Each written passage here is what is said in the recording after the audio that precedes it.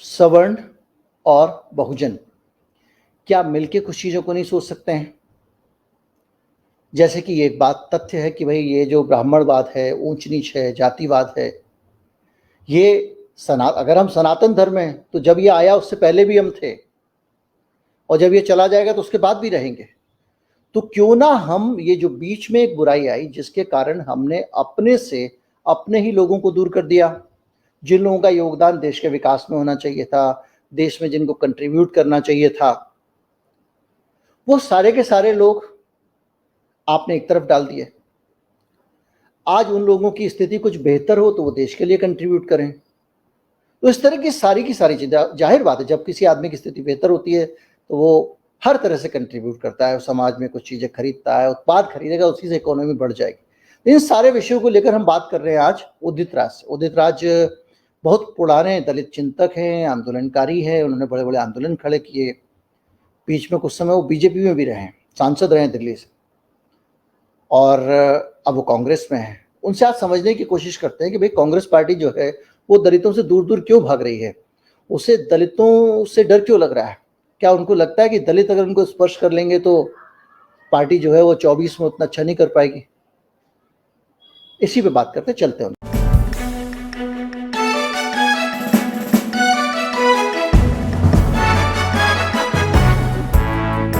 नमस्कार, knocking-news.com में आपका स्वागत है। मैं हूं गिरिजेश वशिष्ठ। हमारे साथ हैं दलित चिंतक और कांग्रेस के नेता, पूर्व सांसद उदित राज। एक लंबा इतिहास है जिसमें इन्होंने दलितों और बहुजन के मामलों पे संघर्ष किया है। अभी जो उदय निधि वाला नया डेवलपमेंट आया, उदय निधि ने जो बयान दिया है उसके बाद में अचानक विमर्श के बीच में जो जाति उत्पीड़न है, ब्राह्मणवाद है, इस तरह की चीज़ें दोबारा से आ गई हैं और एक उत्साह बढ़ गया है। आज हम समझने की कोशिश करेंगे कि इस एक बयान ने किस तरह से कंट्रीब्यूट किया है। आपका स्वागत है उदित राज जी। धन्यवाद गिरिजेश जी। पर लंबे समय बाद हम लोग बातचीत कर रहे हैं। क्या लगता है आपको, क्या वजह है कि ये एक उदित राज का बयान वो काम कर गया जो लंबे समय से हम देख रहे हैं कि उत्तर भारत में पूरा जो दलित विमर्श था वो एक तरह से बस थोड़ा बहुत चल रहा था, लेकिन जो सेंटर स्टेज ले एक तरह से देखा जाए तो ये ऐसा अचानक क्यों हुआ? क्या लगा आपको? मौके की बात होती है गिरिजेश जी।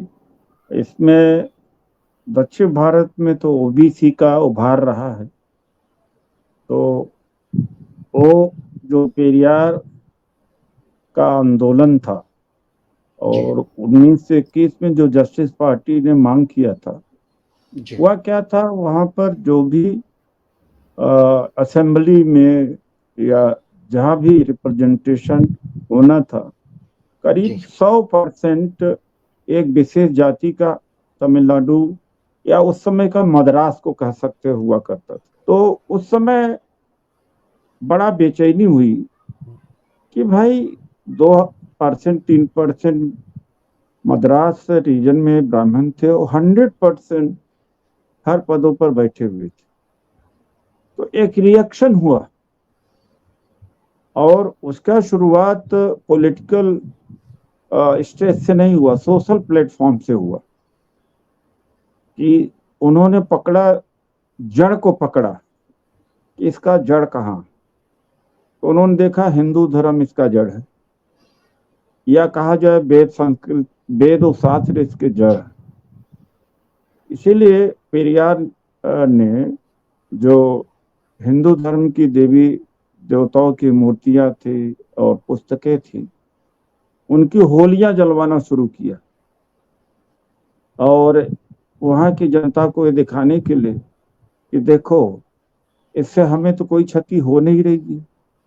ये डरवाया गया है, भय से धर्म को मनवाया गया है कि पिछले जीवन में पाप किया था इसलिए आज भोग रहे हो। अभी जो आदेश या जो धर्म संहिता कहती है उसको मानो।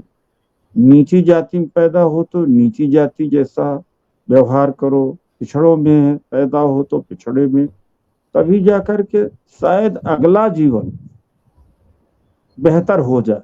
ये डर तो बहुत बड़ा विमर्श संघर्ष रहा है वो पेरियार का या द्रविडियन आंदोलन का। फिर एक बात उन्होंने और भी कही थी कि देखिए हम तो मूल निवासी हैं और उत्तर भारत में जो वर्चस्व है सवर्णों का, ये सेंट्रल एशिया से आए हुए लोग हैं, हम तो मूल निवासी हैं।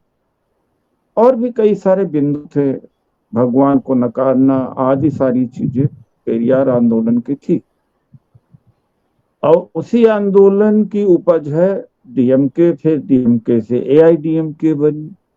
अब उदयनिधि स्टालिन ने ऐसी कोई बात नहीं की जो पहले से वहां होती नहीं रही, बस पकड़ लिया बात, वक्त की बात होती हाँ, है। यहाँ ये एक चीज़ समझने की, देखिए करुणानिधि इसी बात को कहते रहे और इसी के बीच में अटल बिहारी वाजपेयी उनके साथ गठबंधन करते हैं, दोनों मिलके रहते हैं लंबे समय तक। करुणानिधि का निधन हुआ, मोदी जी जाते हैं उनके चरणों में जो है वो सिर लगा देते हैं अपना, और तमाम सारी चीज़ें होती रहती हैं।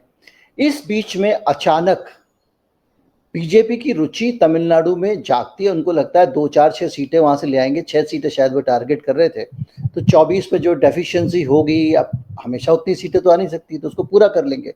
तो पहले तो वो उनके एक मंत्री पे जो ईडी वीडी की कार्रवाई हुई थी वो हुआ, सब कुछ हुआ।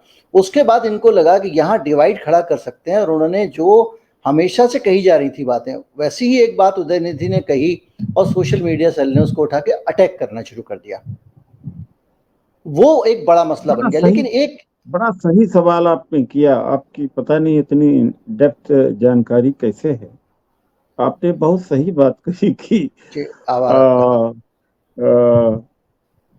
करुणानिधि भी यही कहते थे, बावजूद इसके कि बीजेपी ने अलायंस किया। और आज भी यही बात है। एआईडीएमके से सफाई तो नहीं मांग रहे हैं, एआईडीएमके इनका जो लाइफ पार्टनर है कि भाई उदयनिधि स्टालिन के बात को खंडन करे। कांग्रेस से मांग रहे हैं, इंडिया गठबंधन से मांग रहे हैं। ये बड़ी अजीब स्थिति है। लेकिन एक ब्रिजेश स्थिति जी और को भी मैं खुद पढ़ और रहा भी हूँ। अजीब स्थिति है। देखिए एक चीज इसमें, एक स्थिति और भी अजीब है। जब गला काटने की धमकी दी जा रही है, सब कुछ कहा जा रहा है, कांग्रेस जो है वो समान दूरी बनाए हुए है। उसको वो कांग्रेस जो है वो सक्रिय रूप से आगे आकर मुखर रूप से इस बारे में क्यों नहीं बोल रही है कि किसी को बयान देने के कारण आप गला काटने की धमकी कैसे दे सकते हैं। जब फतवा जारी होता है तब तो आप बहुत बवाल करते हैं।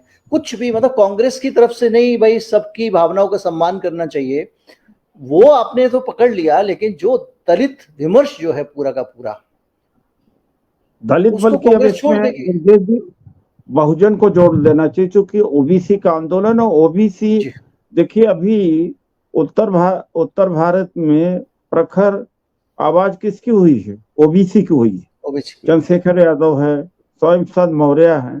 बल्कि मैं कहूंगा कि दलित पीछे हुए हैं। ये 5-6 महीने, एक साल में देखा जाए तो बैकवर्ड आगे आया है। एक नई बात आई है जो अच्छा। दूसरी बात है कि 2 सितंबर को उदयनिधि स्टालिन का बयान आता है, 3 या 4 तक ये फैल जाता है। और घोसी का जो चुनाव है, मैं कहूंगा कि सेमीफाइनल हुआ है पूरे लोकसभा का चुनाव, जो कि लगभग 60 एमएलए लगे हुए थे और 30 मिनिस्टर थे, 2 डिप्टी चीफ मिनिस्टर थे। और अमित शाह ने वहीं से जीत हासिल की है पूरे देश में। ये पूरब में ही गए थे 2013 में, और ये छोटे छोटे दलों को, जैसे काशीराम जी ने छोटे छोटे जातियों को जोड़ के किया था, वही समीकरण इन्होंने जोड़ करके पहले यूपी जीता प्रचंड, और उसी से पूरे देश को जीत लिया इन्होंने। और वहीं से ये बात अब निकल आ रही है कि घोसी में ये चुनाव हारे, आरएसएस का कैडर पूरा लगा, सब कहने के बावजूद। तो जो सनातन के ऊपर उदयनिधि स्टालिन ने बोला, उसका मुझे लगता निगेटिव असर नहीं पड़ा। और जो एक राष्ट्र और एक चुनाव, उसका बीजेपी के ऊपर बड़ा भारी पड़ गया। और 15 अगस्त को जो विवेक बेबराय ने लिखा था कि नया संविधान होना चाहिए, इसीलिए 7% दलित वोट दिया है समाजवादी पार्टी इंडिया गठबंधन। नया संविधान, इसके अलावा वो जो गोगोई साहब थे, जो पूर्व चीफ जस्टिस, उन्होंने राज्यसभा में पहली बार बोले और कहा कि हाँ, संविधान को वही इतना जो सैक्रोसेंट नहीं होना चाहिए और संविधान में की मूल जो आत्मा है उसमें भी बदलाव किया जाना चाहिए और किया जा सकता है। ये बीजेपी की तरफ से वो बोल रहे हैं खड़े होकर राज्यसभा में। तो बागेश्वर ये में भी, बागेश्वर जो उत्तराखंड में 100% दलितों ने वोट दिया है कांग्रेस को। झारखंड में, बंगाल से लिया, त्रिपुरा में बेईमानी से किया गया, क्योंकि विपक्ष तो काउंटिंग ही बाइकआउट कर दिया, वरना वो दोनों वो भी हारे हुए। तो एक तरह से इंडिया गठबंधन का जबरदस्त अंडरकरंट लहर है, अगर पूरा एनालाइज किया जाए तो लहर है कांग्रेस बड़ी में, मेरा जबरदस्त। सवाल जहां वहीं की वहीं के है कि इतना लेकिन सब है मेरी उसके मेरी बावजूद गिरजेश जी यहाँ कांग्रेस पर, जो है वो ये फ्रंट सीट क्यों नहीं ले रही है? कांग्रेस पार्टी क्यों नहीं ले रही, आपके माध्यम से भी मैं पूछना चाहता हूँ। जब मोदी जी वहां इंडोनेशिया से कहते हैं कि सारे मंत्री सनातन पर सख्ती से जवाब दे, तब मैंने पत्र लिखा। हमने कहा कि सनातन के पर बहस करने के लिए हम तैयार हैं, स्वीकार करते हैं, हमने उनके चुनौती की स्वीकार करते हैं। अब हमारा पार्टी से भी कहना है कि सवर्ण वोट तो कांग्रेस को मिलेगा नहीं, जो उसको मिलना है वो मिलेगा अपने आप। बाकी आप अपना बैकवर्ड और दलित और माइनॉरिटी का कंसोलिडेशन को क्यों लूज कर रहे हैं? ये जो विमर्श है 10 करोड़ का लगे, 10 करोड़ में गला काट लाओ, ये भी तो गलत बात है ना। इस पर भी तो पार्टी से भी मैं अपील कर ही रहा हूँ, पार्टी से अपील कर रहा हूँ कि इसके ऊपर हमारा एक स्टैंड होना चाहिए, हम न्यूट्रल नहीं हो सकते। और इतना डरने की बात नहीं है, दरअसल गिरजे जी डरे हुए हैं, लोग हाँ डरे हाँ, हुए हैं, मतलब एलआई और लोग भी डरे हुए हैं, लेकिन उनको परिस्थितियां लगता है कि बदली हुई हैं। हाँ, उनको लगता है कि अब जो है पूरे देश में हिंदूवाद की लहर है, हर आदमी हिंदुस्तान में डूबा हुआ है और अब लोग जो है वो उसी देखिए उसी तरफ जाएंगे। लेकिन मसला इस बात का है कि इसमें जो चीज़ें हैं वो निकल के जब आती हैं तो आप उसको इग्नोर नहीं कर सकते। इतना बड़ा मुद्दा आया है और कांग्रेस पार्टी बड़ा सुरक्षित सा खेल रही है, तो भाई कोई अगर आप लड़ेंगे नहीं किसी के लिए, सबसे ज़्यादा देखिए उम्मीद से देख रहे हैं लोग, जो भारतीय जनता पार्टी या सवर्ण समाज या कहें या ब्राह्मणवाद के सताए हुए लोग हैं, वो उम्मीद से कांग्रेस को देख रहे हैं, क्योंकि जितनी पार्टियां आई सबने निराश किया, उनको कहीं ना कहीं निराश किया। अगर कांग्रेस पार्टी भी एक ठोस कदम नहीं उठाएगी तो फिर दिक्कत हो जाएगी, और अगर कांग्रेस उनको उनके लिए खड़ी होती है तो ये बड़ी ताकत बन जाएगी कांग्रेस के लिए। आपने सही कहा। अभी क्या उत्तर प्रदेश में जो स्थानीय चुनाव थे, उत्तर जी प्रदेश के चारों कोने में हुए, उसमें भी जी बीजेपी हारी। जी तो पार्टी को ये समझना चाहिए कि अब इंडिया गठबंधन को बहुत ज्यादा समर्थन मिल रहा है, डिस्पाइट कि संविधान बदलने के वजह से लोग खिलाफ हुए हैं, और चाहे सनातन पर ये डिबेट है, कांग्रेस को डरने की जरूरत नहीं है और इसका बल्कि सकारात्मक असर पड़ेगा और और कंसोलिडेशन तो बाकी करना ही पड़ेगा। बिल्कुल, अगर आप बहुजन की राजनीति करते हैं तो कांग्रेस अगर बहुजन की राजनीति करती है तो ये मान के चलिए कि इस देश में कांग्रेस जब बहुजन की राजनीति करती है तो जो बाकी सवर्ण है वो ये मान के चलता है कि बहुजन की राजनीति कांग्रेस कर रही है, मतलब उस सवर्ण के खिलाफ नहीं है। और ये विश्वास कांग्रेस को दिलाना पड़ेगा, बहुजन के पक्ष में होने का मतलब सवर्ण के खिलाफ होना है, ऐसा नहीं है। आप अगर इस देश में नौकरियों का हिसाब किताब निकालें तो आपको बड़ी खतरनाक तस्वीर दिखाई देती है, अगर आप नौकरियों का आंकड़ा निकालें। लेकिन उस पर जाऊं उससे पहले मैं आपको एक जानकारी देना चाहता हूं जो अभी आई है। एक आईआईटी ने एक दलित छात्र की आत्महत्या कर ली थी दिल्ली में। उसके बाद में वहां पर जो एक student board of student publishing करके है वहां पे, जो एक अपनी पत्रिका निकालता है, उस पत्रिका ने 45 सवालों का एक सर्वे किया जिसमें 9 खंड थे। और सर्वे में उसने जानने की कोशिश की कि आईआईटी में छात्रों को तकलीफ क्या है, दलित छात्र किस तरह से अनुभव करते हैं। दलित छात्रों से बात की गई थी, वहाँ पे प्रोफेसर गोयल हैं, उन्होंने इसका आयोजन किया था। और मकसद ये था ये पता चले कि क्या आईआईटी में कहीं कोई दिक्कत है, कोई परेशानी है। तो उसको दूर किया जा सके, वो सर्वे वापस ले लिया गया। तो ये जो गतिविधियां चल रही हैं, ये अब आप जब किसी का दर्द नहीं समझेंगे, उसको वापस ले लेंगे, तो उसका उससे किस तरह का संदेश जा रहा है। और इस तरह से संस्थाएं चलाई जा रही हैं। वो एक और वो आईआईटी के चीफ थे हिमाचल में, वो कह रहे थे आप मांसाहार करते हो इसलिए यहाँ पे ये सब भूस्खलन हो रहा है और पूरा पहाड़ में जो है वो लोगों की जिंदगी पे बना रही है। तो ये जो एक वैज्ञानिक चेतना है, इसकी लड़ाई भी तो नहीं लड़ रहे हैं ना ये। गिरजेश जी, यही नहीं, 2 महीने के अंतराल में 2 सुसाइड कर गए। एक ही नहीं हुए, 2 महीना पहले भी एक छात्र ने किया था। और अगर ऐसे मांसाहार कारण है तो सबसे पहले भूस्खलन नॉर्थ ईस्ट में होना चाहिए, जो 100% मांसाहार है। दक्षिण भारत में होना चाहिए। ऐसे वैज्ञानिक को मैं मूर्ख कहूं कि क्या कहूं? ये कोई वैज्ञानिक है या कोई टेक्नोक्रेट है? जब ही तो इस देश का बंटाधार हो रहा है। ये तो कहिए, मैं नेहरू जी को बहुत इज्जत करने लगा हूँ गिरजेश जी आजकल। अगर नेहरू जी न होते तो पता नहीं इस देश में तो अभी भी लोग ये लंगोट पहनकर घूमते रहते। उस आदमी को भारत जिस स्थिति में मिला हुआ था, बहुत बहुत स्थिति खराब थी। आईआईटी बनाया उन्होंने, यूनिवर्सिटी बनाया, कॉलेजेस बनाया, पीएसयू बनाया, रेल बनाया, हर चीज बनाया। अच्छा, आम आदमी को अगर ये अनुभव करना है कि उस वक्त भारत किस हाल में था, बहुत सरल तरीका है। यूट्यूब पे जाइए। 1947 के बाद में जब पहली बार 26 जनवरी की परेड हुई थी, मेरे ख्याल से 51 में हुई थी या 52 में हुई थी, पहली बार 26 जनवरी की जब परेड हुई है, गणतंत्र दिवस की परेड, एक बार वो क्राउड देखिए, भीड़ देखिए कि वहाँ किस तरह के लोग इस देश के उस वक्त होते थे। वो आए थे राजधानी दिल्ली में परेड का हिस्सा लेने। उनकी माली हालत, उनके कपड़े लत्ते, सब कुछ देख लीजिए, आपको पता चल जाएगा कि हमारा देश किस हालत। ज्यादातर के पेट चुपके हैं, हड्डियां दिख रही, ज्यादातर की हड्डियां दिख रही जी। कपड़े भी पूरे नहीं है।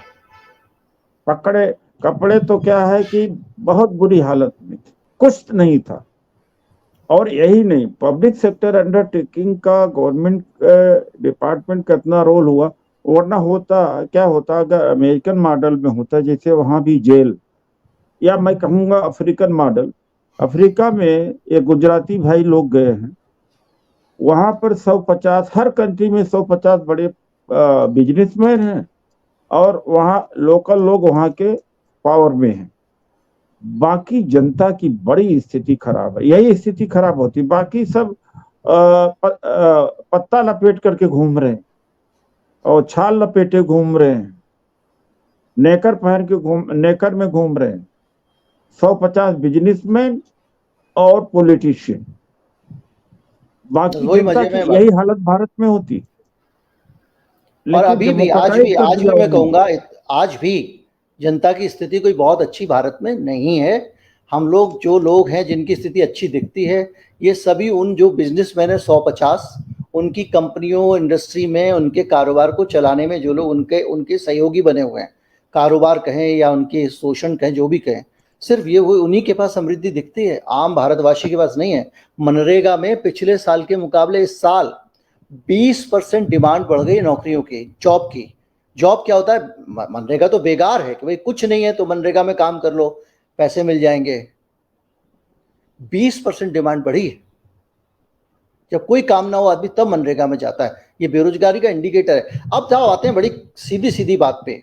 एक बात बताइए कि मैं अगर सवर्ण हूं, जो एक सवर्ण महसूस करता है, जो अपना व्हाट्सएप ग्रुप में, सोसाइटी के व्हाट्सएप ग्रुप में है, जो बीजेपी का वोटर है, कट्टर समर्थक है, उसको ये कैसे समझाएंगे आप कि आप जो है वो बहुजन की बात करके उसके खिलाफ नहीं बोल रहे हैं? आप उसको क्यों यकीन करें वो कि भैया ये जो लोग बहुजन की बात करते हैं, ये बहुजन की बात करके मुझे नुकसान कर रहे हैं? क्योंकि वो कहते हैं कि साहब नौकरियां जो हैं वो सारी की सारी इन्होंने कब्जा कर रखी हैं और हर हमेशा नौकरी में दलित लोग आ जाते हैं। तो ये आप कैसे समझाएं? विश्वास में तो आपको सभी को लेकर चलना पड़ेगा। दो चीज अगर कहा जाए तो जितना बड़ा वकील मैं सनातन धर्म को का हूं, उतना शायद शंकराचार्य नहीं। अब जिस सनातन में जाती है जाति सनातन से निकली। जाति एक विरोधाभास स्थिति है, ऊंच नीच। और ये लोग जो कहते हैं कि हिंदू धर्म या सनातन शाश्वत है, कोई मिटा नहीं सकता, तो चिल्ला क्यों रहे हैं जब कोई मिटा नहीं सकता। अरे भाई, यहीं से सिख बने लोग, यहीं से जैन बने, यहीं से ईसाई बने, यहीं से मुसलमान बने, इसी से जैन बने, बुद्ध बने। और उसके बावजूद में ये कह रहे हैं कि शाश्वत है। जब शाश्वत है तो उदयनिधि स्टालिन के शब्द से क्यों डर गए हैं? शब्द ही है ना, शब्द से इनका धर्म, सनातन धर्म नष्ट हो रहा, शब्द से इतना चिल्ला रहे हैं। तो अच्छा, जब सनातन से तक एक चीज मुझे दिमाग में आई है, यहीं एक चीज और यहीं भी। पर मैं कुछ, मुझे 5-10 सेकंड और आप दे। डॉक्टर जी अंबेडकर ने जाति उच्छेद के ऊपर एक एक एक डॉक्यूमेंट लिखा, जिसमें उन्होंने कहा कि अगर जातियों को समाप्त करना है, दरार पैदा करना है, तो वेदों शास्त्रों को डायनामाइट से उड़ाना पड़ेगा। जी डॉक्टर अंबेडकर ने यह भी कहा था कि हिंदू बीमार है और बीमार व्यक्ति दूसरे को तकलीफ ही दे सकता है, दुख पहुंचा सकता है। और एक तरफ तो ये परिस्थिति है और वो सनातन से निकल के गए। दूसरे तरफ मोदी जी डॉक्टर अंबेडकर को आरएसएस वाले सब लोग आदर्श भी मानते हैं। तो भैया, ये क्या इनकी पोजीशन है? क्या वो जो, चाहे और भी बात हो, तो सनातन में जो भयंकर खामियां है। दूसरा, मैं तो गांव से रहने वाला हूं, आपका बैकग्राउंड नहीं पता है। अगर गांव में 9 जातियां हैं, तेली है, कुम्हार है, डोम है, ब्राह्मण है, ठाकुर है, 9 टोले मिलेंगे आप, तो ये क्या 9 राष्ट्र नहीं हुए वहां पर? और इससे खतरा तो सनातन को इससे है, और खतरा उठाते चले जा रहे और कह रहे नहीं। तो मैं तो ये कह रहा हूं कि बदलो भाई, जाति इसकी आत्मा है सनातन की। एक स्थिति डॉक्टर अंबेडकर को भी रखते हैं, 2 स्थिति। एक और स्थिति है, जब मंडल कमीशन लागू हुआ, जिसकी आबादी 52% है ओबीसी की, उसका विरोध में अडवाणी जी रथ लेकर के चले, और मोदी जी समय सवर्ण समाज के थे, ये सारथी थे, मैनेजर थे। कमंडल मंडल के विरोध में निकला। अब दुर्भाग्य की बात है कि कमंडल मंडल के अंदर, मंडल कमंडल में समा गया है, लेकिन अब कमंडल से मंडल निकल रहा है। तो ये सनातन की जो पोजीशन है कि सनातन में पिछड़ों की क्या स्थिति है, दलित क्या किसी, उस धर्म की क्या स्थिति है, उसको भी तो खतरा है। और कब तक लोग अंधविश्वासी बने रहेंगे या नासमझ बने रहेंगे? तो ये सवाल उठता है। मैं तो सवर्णों को इससे, सवर्णों को तो खुश होना चाहिए हमारी बात को, अगर हमने मोदी जी। दूसरी बात है, अगर दलितों को नौकरी दी गई, तो जब तक सारी जनता की परचेजिंग पावर नहीं होगी, तब तक इकोनॉमी बड़ी नहीं होगी। मान लेते हैं कि बजाज स्कूटर बनाता है, अगर नौकरी करने वाला आर्थिक रूप से सबल व्यक्ति, पिछड़ा और दलित भी स्कूटर खरीदता है, तो ज्यादा स्कूटर बिकेंगे, तो इकोनॉमी हमारी लार्ज होगी। या वॉशिंग मशीन है, तो अगर आरक्षण मिलता है तो उसका जो इनकम है कहीं तो खर्च करेगा, इकोनॉमी में ही तो जाएगा इससे। और इत्तेफाक की बात है कि कारपोरेट जितने हैं, कंट्रोल उन्हीं के द्वारा है। ये सनातन धर्म में को क्यों छोड़ के भाग रहे हैं लोग? एंटी कन्वर्जन लॉ बनाना पड़ा जबरदस्ती। अरे जो पिछड़ा दलित जान दे दिया और कांवड़ में 8 दिन 10 दिन अपना इतना तकलीफों के साथ में भाग लेता है, वो तो धर्म वो क्यों छोड़ रहा है?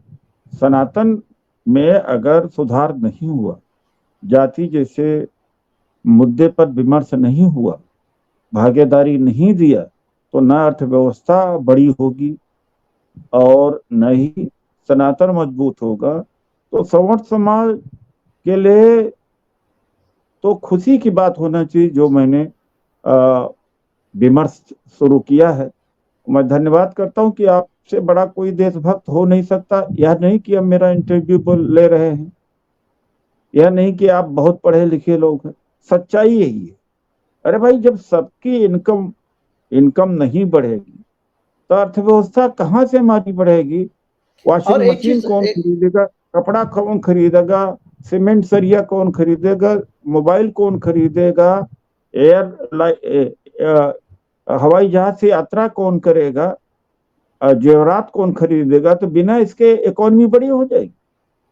एक चीज और भी है उदित राज जी, जैसे कि आपने बहुत अच्छा ये पहलू उठाया, नौकरियों का पहलू। देखिए, आमतौर पे जो मुझे लगता है, रिजर्वेशन से दलित उत्थान के नाम पे और बहुजन के लिए बात करने के नाम पे लोगों को सबसे बड़ी आपत्ति जो सवर्ण समाज के, जो मैं समझ पा रहा हूँ, वो रिजर्वेशन को लेकर। उनको लगता है कि साहब रिजर्वेशन इनको दिया जाता है।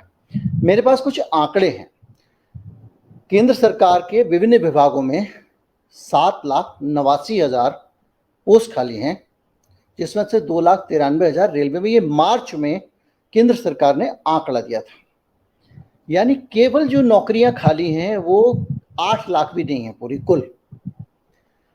अगर सारी नौकरियां 8 लाख अगले 5 साल तक भी दे दी जाएं, 40 लाख नौकरियां केवल सवर्णों को दे दी जाएं, क्या उनका जीवन बेहतर हो जाएगा? क्या उनको लगता है कि इतने भर से जिंदगी चल जाएगी? आप दलितों की अगर आप बात सोचें तो अभी दलितों का जो 78,923 खाली पोस्ट हैं हिंदुस्तान में, उसमें से करीब जो 78,923 जो पद हैं उसमें से केवल 42,000 पद जो हैं वो रिजर्व हैं और वैकेंट पड़े हुए, खाली पड़े हुए। यानी 42,000 नौकरियां हिंदुस्तान में सिर्फ दलितों की खाली पड़ी हुई हैं। तो दलितों को जहां तक सवाल है कि अगर उनको क्या उनके हिस्से की नौकरी जो रिजर्वेशन दिया हुआ है, एक तो वो नहीं मिल रही है। दूसरा, मैं अक्सर एक बात रिपीट करता हूँ, आपने भी अपने स्टूडेंट करियर में ये बात बहुत कही होगी, आप जेएनयू से हैं मुझे पता है, सबको शिक्षा सबको काम नारा होना चाहिए। आरक्षण रेवड़ी है जिसके नाम पे आप सवर्णों को भी बहलाते हैं, आप दलितों को भी बहलाते हैं।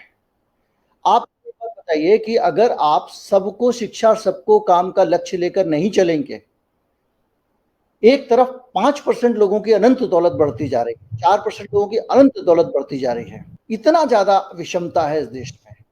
रोजगार के फ्रंट पे जो है वो सरकार अगर रोजगार नहीं, सबको एजुकेट नहीं कर पा रही है, अगर शिक्षा को आपने गरीब आदमी से छीन लिया, देखते देखते इसमें सबका, कांग्रेस पार्टी भी इसमें शामिल रही है, इसमें बीजेपी भी शामिल रही है, अब स्पीड और ज्यादा हो गई है। हमारे यहाँ पे हमारे जो गरीब लोग थे वो पढ़ लेते थे, सरकारी स्कूल ठीक ठाक थे, और इसलिए ठीक ठाक थे क्योंकि अच्छे खाते पीते लोग भी उनमें ही पढ़ते थे। फिर आप प्राइवेटाइजेशन लेके आ गए स्कूल का, तो जो इस देश का जो एलिट है और खाता पीता वर्ग है, उसका इंटरेस्ट तो खत्म हो गया उस सरकारी स्कूल से। उसको लगता है कि भाई मेरे पास पैसे हैं और मैं दे के एक बढ़िया शिक्षा ले सकता हूँ, एसी कमरे में मेरा बच्चा पढ़ता है, वगैरह वगैरह। उस एजुकेशन, तो आप गरीब को शिक्षा नहीं दे पा रहे हो, उच्च शिक्षा इतनी महंगी हो गई है कोई अफोर्ड नहीं कर सकता है, और फिर शिक्षा नहीं है तो काम भी नहीं है, तो आपने ग्रेडिंग कर दी। गरीब आदमी का बच्चा पूरी जिंदगी गरीब रहेगा, तरक्की नहीं करेगा। जैसे पहले होता था कि भाई एक दलित का, मोदी जी कहते हैं मैं पिछले वर्ग से, एक बच्चा जो है वो प्रधानमंत्री बन गया, कितने आईएएस आईपीएस जो है उस बैकग्राउंड से आके बन जाते थे। अब आपने ऐसा देश बना दिया कि गरीब आदमी को गरीब ही रहना है, क्योंकि उसको अच्छी शिक्षा ही नहीं मिलेगी, उसको अच्छी नौकरी ही नहीं मिलेगी। वो इंटरव्यू में जाएगा, वहां पे वो उतनी अच्छी अंग्रेजी नहीं बोल पाएगा, सारी नौकरियां प्राइवेट सेक्टर को दे दी गई हैं। तो आपको नहीं लगता कि अगर हम इस समाज को बेहतर बनाना चाहते हैं तो इस रिजर्वेशन पे जो सुई अटकी हुई है और जिस पे जाके पूरा समाज बटा हुआ है, इसके मसलों को समझाएं, एक दूसरे को कम्युनिकेट करें, रिजर्वेशन के महत्व को बताएं, क्योंकि बहुत ज़रूरी है समाज के लिए। अगर आप ये मान के चलें कि मैं यहाँ से जा रहा हूँ, 3 भाई हैं और साइकिल चला के हम लोग 10 किलोमीटर दूर हमको किसी के घर जाना है, 2 भाई पूरे रास्ते पीछे ही बैठे रहेंगे और ये कहा जाएगा कि नहीं भाई तुम ही अच्छी साइकिल चला सकते हो, ये उतना दक्ष नहीं है, तो क्या मैं पूरी जिंदगी साइकिल चलाता रहूंगा? जो व्यक्ति पीछे बैठा हुआ है वो भाई 20 नहीं तो 19 तो चला ले रहा है, उससे भी चलवाइए, उसको भी मुख्य धारा में लाइए, उसको भी देश के उत्पादक कामों में लगाइए। चलाएगा 2-4 किलोमीटर साइकिल तो वो भी अच्छी चला लेगा। तो ये जो एक पार्टिसिपेशन है हिंदुस्तान में सबका इस देश के निर्माण में, रिजर्वेशन उसको भी सुनिश्चित करता है। जो पिछड़े बैकग्राउंड से आया बच्चा, झुग्गी में रहता है, गांव में रहता है, उस बच्चे के पास में जो है वो उस बच्चे को जो है वो अगर कंप्लीट करना है सबके साथ में, पहले आप उसको काम पे रख लो, थोड़े कम नंबर पे ही रख लो, फिर वो जब 2 महीने काम करेगा, 3 महीने काम करेगा, फिर वो सबके जैसा करने लगेगा। तो ये भी एक समझ विकसित करने की जरूरत है कि रिजर्वेशन जो है वो आपका हमेशा के लिए जो आप साइकिल चला रहे हो उससे भी आपको राहत ही दे रहा है। और सबसे बड़ी बात इकोनॉमी की, जब तक सबसे नीचे पैसा नहीं जाएगा, जड़ों में पैसा नहीं जाएगा, अर्थव्यवस्था नहीं फल फूल सकती। और ये जो बिल्कुल सही कहा, बिल्कुल सही कहा। ये क्रोनिक कैपिटलिज्म उसका उल्टा है। इसमें सारे संसाधन आप सब ऊपर ही लगाए जा रहे हो, उन्हीं को राहत, उन्हीं को। गिरजे जी, 1% लोगों के पास 40% का वेल्थ है। पहले भारत में 1 दशक पहले या 2 दशक पहले ब्रेन ड्रेन कहा जाता था, अब वेल्थ ड्रेन। 22 लाख लोग जो बाहर छोड़ दिए भारत को, उसमें से ज्यादातर ऐसे लोग हैं जिन्होंने 10 करोड़, 5 करोड़, 20 करोड़, और बड़े कुछ तो बड़े बड़े बिजनेसमैन हैं।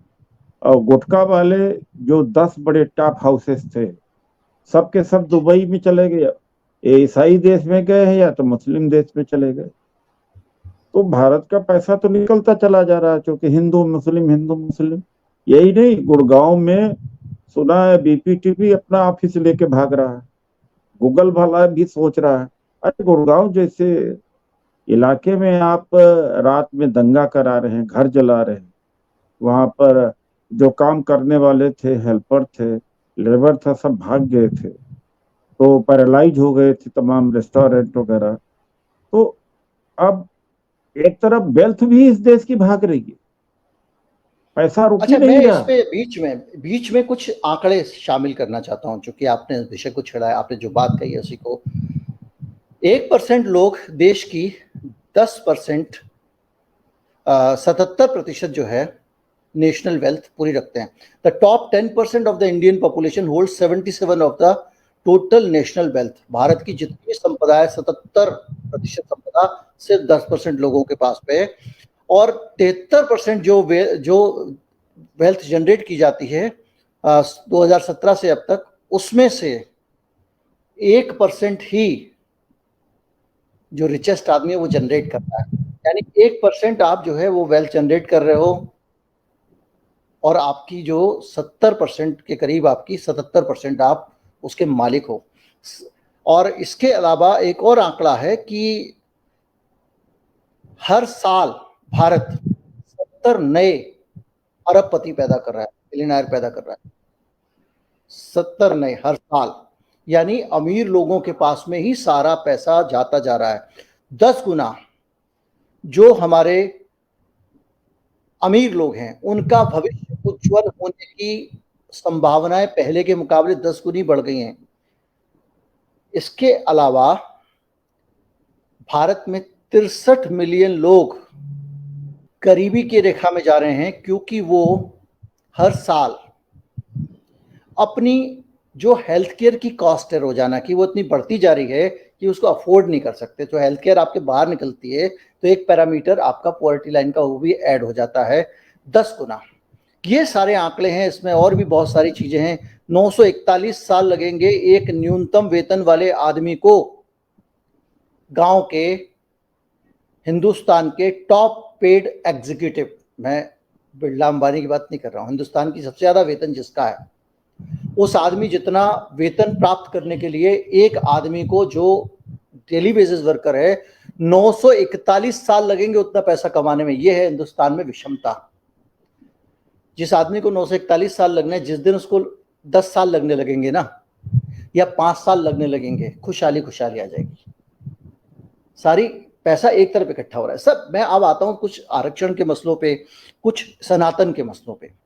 अब सनातन पर लौट के आना चाहिए, कंक्लूड कर देना चाहिए। हाँ, देखिए, सनातन जो है उसको लेकर इतना ऐतराज क्यों? मुझसे अगर आप पूछेंगे, अगर आप इतिहास में जाएं तो आप देखेंगे भाई, सनातन, अगर वो कह रहे हैं कि शाश्वत है हमारा सनातन धर्म, मतलब शाश्वत धर्म, तो ये जो ब्राह्मणवाद है, ये इस पूरे सनातन धर्म में इसकी एंट्री कब होती है? ये भेदभाव इसमें कब आता है? भाई एक आदमी जो सनातन धर्म को मानता है उसका भी तो एक एसोसिएशन होना चाहिए इस चीज को लेकर कि भैया हाँ, सनातन धर्म का मतलब जातिवाद के बगैर भी है। जातिवाद एक बुराई है जो सनातन धर्म में बीच में आई है और उसको निकाला जा सकता है, तब भी सनातन सनातन रहेगा। तो अब आपको हिस्ट्री के हिसाब से बताना पड़ेगा, अशोका के हिसाब से, गौतम बुद्ध के हिसाब से, कि सनातन धर्म में ये जो ब्राह्मणवाद है, जो जातिवादी बुराई है, ये कब से आई है, किस ऋषि के टाइम पे, राजा के टाइम पे नहीं थी, और किसके टाइम पे ये एंटर हो गई। और अब आप निकाल दोगे तो आप उस जमाने के हिसाब से कैसे बदल जाओगे, बिल्कुल उन्हीं के, आप जिनकी आप बात करें उन्हीं के धरातल पे जाके। हो सकता है कि आपको बहुत लोग देखते हैं, इस विमर्श का असर पड़ेगा। G20 न होता तो जो हमने चुनौती स्वीकार किया, पत्र लिखा, वो बड़ा रूप लेता। लोगों ने कहा कि G20 के से न्यूज दबी है, तो इस विमर्श को आगे चलाना चाहिए। लेकिन आप कह तो सही रहे, लेकिन इसके जो मठाधीश है वो सुनने को तैयार नहीं। अब प्रियांक खड़गे जी ने क्या कहा कि जो धर्म असमानता की बात करता है उस धर्म से क्या लेना देना, यानी उस धर्म को वो धर्म नहीं है। अब उसको लेकर के इन्होंने बड़ा मुद्दा बनाया, वो पॉलिटिकल मुद्दा और मैं बनाएंगे आपको साहब उनको। वो जब हाँ, तक, देखिए ये सब चीजें कहाँ से संचालित हो रही है, जनता से। अगर जनता के दिमाग में ये है कि भाई ये सनातन पे हमला मतलब आप पे हमला, तो वो इसको मुद्दा बनाते रहेंगे। और आप किसी मठाधीश को क्यों समझाना चाहते हैं? आप जनता को सीधे समझा क्यों नहीं सकते हैं? आप लोग पॉलिटिकल फोर्स हैं, आपके पास संगठन है, देश, आप लोगों को बताइए कि भाई ये सनातन धर्म थोड़ी है जो जो छुआछूत जातिवाद है।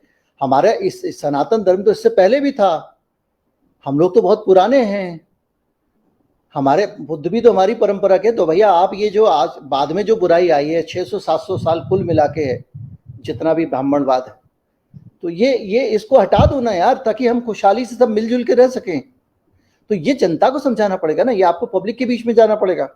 उदयनिधि गए ना पब्लिक के बीच में, और उनके जाने भर से देखिए कितना बड़ा विमर्श खड़ा हो गया देश में। ये बात था, आपका सुझाव को ध्यान दिया जाएगा, और वास्तव में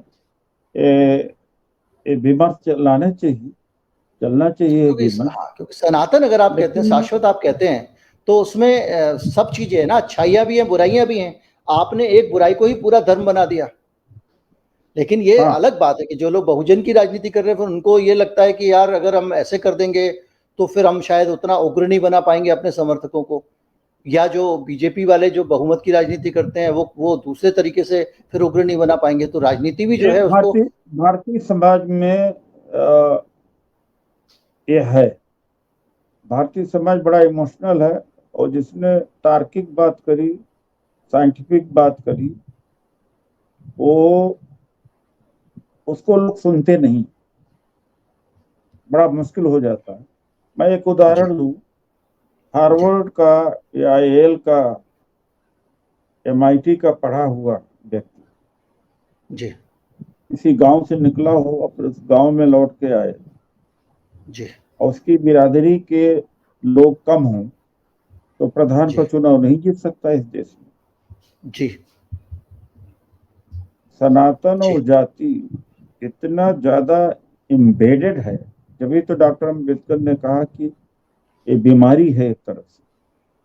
नहीं, लेकिन और लोगों को परिचित कराना पड़ेगा ना कि भाई एक हम अनपढ़ तो लोगों, आदमी अंगूठा छाप जीत जाएगा। तो नहीं, लेकिन आपको परिचित ये, लोगों को कराना पड़ेगा ना कि भाई हमारे अंदर ये बुराई है, ये परिचित कराना पड़ेगा। अभी लेकिन हो क्या रहा है, जो मुझे लग लेकिन रहा है कि जो, लेकिन हम लेकिन एक आज के समय में यह है कि हम अगर इसको बताएं, जितने, एक तो आप लोग सहारा है, बीच में 4-6-10 लोग हैं जिसमें आप दिखता। उदित राज जी का वीडियो जो है वो अटक गया है, और जब तक वो उस पर आते हैं, दोबारा से कनेक्ट करते हैं, ये लाइन पे आते हैं, तब तक हम ये समझ लेते हैं कि देखिए बहुत बेसिक बेसिक चीज़ें ये हैं कि जो निचोड़ निकला है वो ये निकला है कि कांग्रेस पार्टी जो है वो उतना एग्रेसिवली इसको क्यों नहीं ले रही है, और अगर कांग्रेस पार्टी को दलितों से मोहब्बत है तो इतना बच बच के क्यों खेल रही है, उसको फ्रंट पे आके खेलना चाहिए।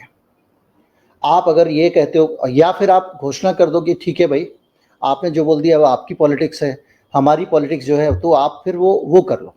लेकिन कुल मिला के अब ये बात पक्की है कि 2024 में अगर आपको लग रहा है कि इसके बगैर आप चुनाव की वैतरणी पार कर लोगे तो नहीं कर पाओगे। दलित ढूंढ रहे हैं समर्थन करने के लिए, और इसके बाद उनके अंदर का जो विचार जाग गया है वो उनको समर्थन करने के लिए ढूंढ रहे हैं। जो उनके साथ खड़ा हो जाएगा उसके साथ वो चल देंगे।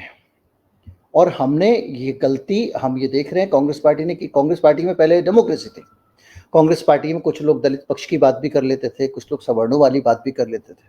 अब वहां पे भी कहीं ना कहीं वो एक पार्टी लाइन तय होती है, सबको पार्टी लाइन पे बोलना है, इसके खिलाफ मत बोल देना, वो ट्रोल कर देंगे इसके, तो इससे काम नहीं चलेगा। ठीक है, अगर आपको लगता है कि उदित राज को, अगर बीजेपी को लगता है कि उदित राज जो है वो आगे बढ़ के दलितों को लीड कर सकते हैं, कांग्रेस को लगता है, माफ कीजिएगा, कांग्रेस में वो लीड कर सकते हैं, तो वो आगे जाएं, कांग्रेस को उन्हें सपोर्ट करना चाहिए।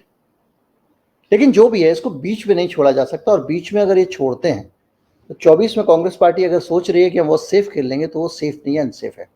उम्मीद करता हूँ वीडियो आपको अच्छा लगा होगा, अच्छा लगा हो ज़्यादा से ज़्यादा लोगों तक पहुँचाएं, चैनल को सब्सक्राइब कर लें। नमस्कार, जय हिंद।